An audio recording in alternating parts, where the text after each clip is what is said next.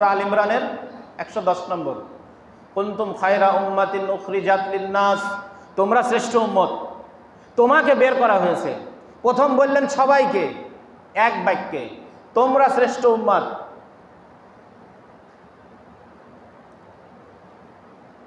এইবার বলতেছেন তোমাকে বের করা হয়েছে আলাদা আলাদাভাবে, তোমাকে তোমাকে তোমাকে তোমাকে তোমাকে বের করা হয়েছে, বাছাই করা হয়েছে, নির্বাচন করা হয়েছে, তোমাকে নির্বাচিত করা হয়েছে, তোমাকে সিলেক্ট করা হয়েছে লিন-নাস, সমস্ত মানুষের উপকার করার জন্য। এটা স্পষ্ট তাফসীরের মধ্যে আছে। তো সমস্ত মানুষের উপকার কি? ওই যে বললাম, একটা হলো স্থায়ী, একটা অস্থায়ী উপকার, একটা হলো দুনিয়ার উপকার, একটা আখিরাতের উপকার, আর আরেকটা উপকার হলো ইসলামের সাহায্য আর একটা মুসলমানের সাহায্য। আপনি আমি কি করি বলেন?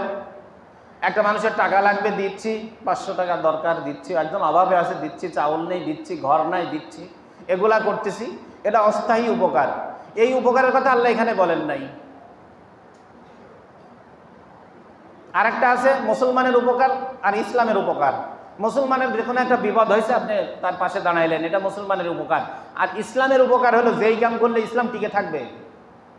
ইয়া আইয়ুহাল্লাযীনা আমানু কুনু আনসারাল্লাহ, হে ঈমানদারগণ সবাই আমার দ্বীনের সাহায্যকারী হও।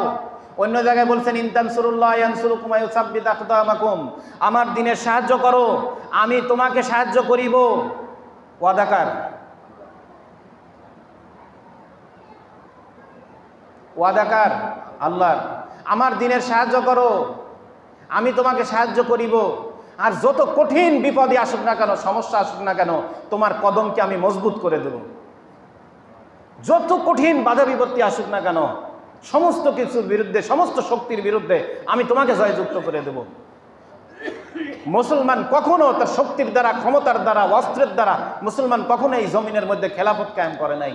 মুসলমান কখনো এই জমিনের মধ্যে মাথা উঁচু করে বুক টান করে চলে নাই। মুসলমান সবসময় তার ইমানি শক্তি দিয়ে চলছে। লোক সংখ্যা কম, অস্ত্র কম, সব কিছুতে কম, বুদ্ধি বিবেচনায় কম। আর যারা আসছে তারা তো খাইতেই পায় না, দীর্ঘদিন একটা করে দিনে খেজুর খায়। আপনি যুদ্ধ করবেন, খেজুর খাচ্ছেন দিনে একটা করে, আপনি তো নিজেই চলতে পারেন না। কি তো সাহাবায়ে কেরাম বলতেছে এক খেজুরে কি হইতো, তাকে প্রশ্ন করছে, তো বললে আমরা বুঝলাম তখন যখন এক খেজুরও আর পাওয়া গেল না। প্রতিদিন ভাগে একটা করে খেজুর, যখন আর নাই ভাগেও একটা করে খেজুর প্রতিদিন হবে না, তখন বুঝতাম এক খেজুরের কি প্রয়োজন দরকার। খেজুরের ডাল তুলে দিছে আর তরবারির চেয়ে বেশি জোরে কাটছে।